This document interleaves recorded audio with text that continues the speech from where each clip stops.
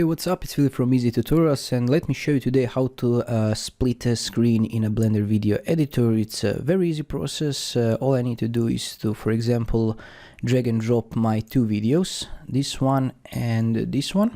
And this second video, I will cut it over here, delete this front and cut it over here. And now select the upper video.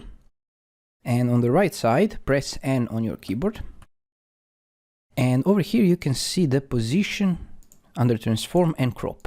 Let's move it on the left where we want the video to be.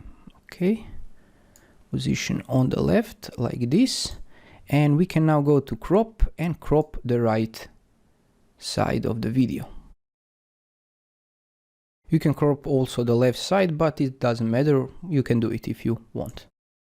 And now select the second video and again under the position, for example like this, and you can crop it